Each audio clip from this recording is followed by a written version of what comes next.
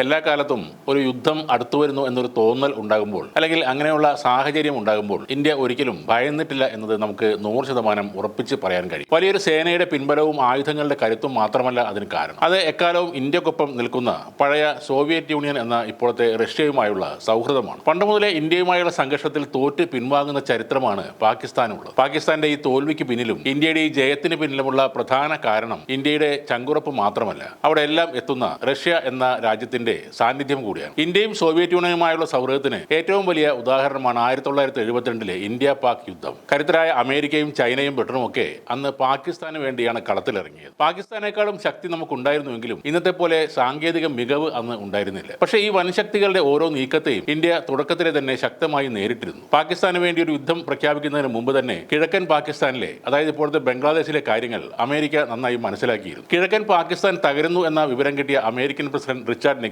USS എന്റർപ്രൈസിനോട് ബംഗാൾ ഉൾക്കടലിലേക്ക് നീങ്ങാൻ ഡിസംബർ 9 നിർദ്ദേശം നൽകി. അങ്ങനെ ഇന്ത്യയെ ഒന്ന് പേടിപ്പിച്ച് വെടിനിർത്തലിലേക്ക് കൊണ്ടുവരിക എന്നതായിരുന്നു അമേരിക്കയുടെ ഉദ്ദേശം. അങ്ങനെ ഇന്ത്യക്കെതിരെ പടക്ക് തയ്യാറായി അമേരിക്കയുടെ ലോകത്തിലെ തന്നെ ഏറ്റവും വലിയ ആണവോർജ യുദ്ധക്കപ്പലിൽ ആണവായുധ ശേഷിയുള്ള 70ലേറെ ഫൈറ്റർ വിമാനങ്ങളുമായി അമേരിക്ക എത്തി. ഇന്ത്യയുടെ അന്നത്തെ പ്രധാന ശക്തി എന്ന് പറയുന്നത് INS വിക്രാന്ത് എന്ന യുദ്ധക്കപ്പൽ മാത്രമായിരുന്നു. അതിന്റെ 5 ഇരട്ടി ശക്തിയായിരുന്നു USS എന്റർപ്രൈസിന് ഉണ്ടായിരുന്നത്. ഇതേ സമയം തന്നെ ബ്രിട്ടനും ഇന്ത്യക്കെതിരെ പടയൊരുക്കം നടത്തുന്നു എന്ന വിവരം സോവിയറ്റ് ഇന്റലിജൻസ് ഇന്ത്യക്ക് കൈമാറിയിരുന്നു. ലോകത്തെ അക്കാലത്തെ രണ്ട് വമ്പൻ ശക്തികൾ ഇന്ത്യക്ക് നേരെ പാകിസ്ഥാന് വേണ്ടി പാഞ്ഞെടുത്തുകൊണ്ടിരുന്നു. ഭീഷണികൾക്ക് മുന്നിൽ ഇന്ത്യ വഴങ്ങില്ലെന്ന് മനസ്സിലാക്കിയത് കൊണ്ടാണ് യുദ്ധമെങ്കിൽ യുദ്ധമെന്ന ചിന്തയിൽ അമേരിക്കയും ബ്രിട്ടനും ആ സമയത്ത് തീരുമാനമെടുത്തത്. ഒരു സൈഡിൽ ബേ ഓഫ് ബംഗാളിൽ നിന്ന് അമേരിക്കയും മറുവശത്ത് അറേബ്യൻ കടലിൽ നിന്ന് HMS ഈഗിൾ എന്ന അത്യാധുനിക കപ്പലുമായി ബ്രിട്ടനും ഇന്ത്യയെ ആക്രമിക്കാനായി പുറപ്പെട്ടു. ആ സമയത്താണ് പാകിസ്ഥാന്റെ മുന്നിൽ രാജ്യത്തിന്റെ യശസ് ഒരു കാരണവശാലും അടിയറവ് വെക്കില്ലെന്ന് പ്രതിജ്ഞയെടുത്ത ഇന്ദിരാഗാന്ധി ഡൽഹിയിൽ നിന്നും ഒരു എമർജൻസി മെസ്സേജ് സോവിയറ്റ് യൂണിയനിലേക്ക് അയക്കുന്നത്. പിന്നീട്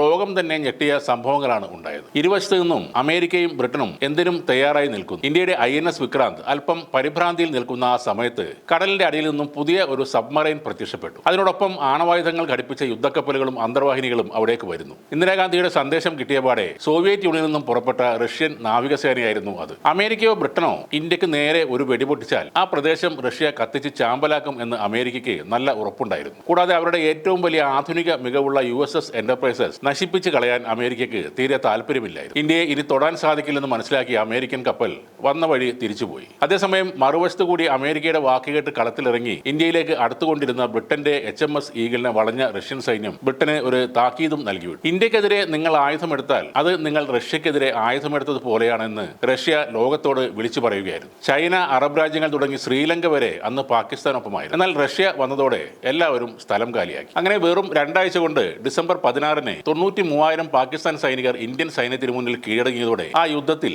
റഷ്യയുടെ ബലത്തിൽ ഇന്ത്യ വിജയം കരസ്ഥമാക്കി. അന്നു മുതൽ ഇന്ന് വരെ ഇന്ത്യയും റഷ്യയും ആ അടുപ്പം കാത്തു സൂക്ഷിച്ചിട്ടുണ്ട്. ഇപ്പോഴുള്ള പാകിസ്ഥാന്റെ ഈ തുടർച്ചയായ പ്രകോപനത്തിലും റഷ്യ ഇന്ത്യക്ക് പരിപൂർണ പിന്തുണയാണ് നൽകിയിരിക്കുന്നത്. ഇന്നിപ്പോൾ ആരുടെയും പിന്തുണയില്ലാതെ ഇന്ത്യക്ക് പാകിസ്ഥാനെ കീഴ്പ്പെടുത്താം എന്ന അവസ്ഥയാണെങ്കിലും അമേരിക്ക, ചൈന എന്നിവരൊക്കെ ഒഴിഞ്ഞു മാറാൻ റഷ്യയുടെ സാന്നിധ്യം അവിടെ ആവശ്യമാണ്. ഏറെ കാര്യപ്രാപ്തിയുള്ള പ്രധാനമന്ത്രിയായിരുന്നുവെങ്കിലും ഇന്ദിരാഗാന്ധിയെ പേടിച്ച് അമേരിക്കൻ കപ്പൽപ്പട തിരികെ പോയിട്ടില്ല. ഇന്ത്യയുടെ ശക്തി അറിഞ്ഞുകൊണ്ട് തന്നെയാണ് അമേരിക്ക അന്ന് വന്നത്. പക്ഷേ സോവിയറ്റ് യൂണിയൻ രംഗത്ത് വന്നതോടെ ആ യുദ്ധം തന്നെ അവിടെ തീരുകയായിരുന്നു.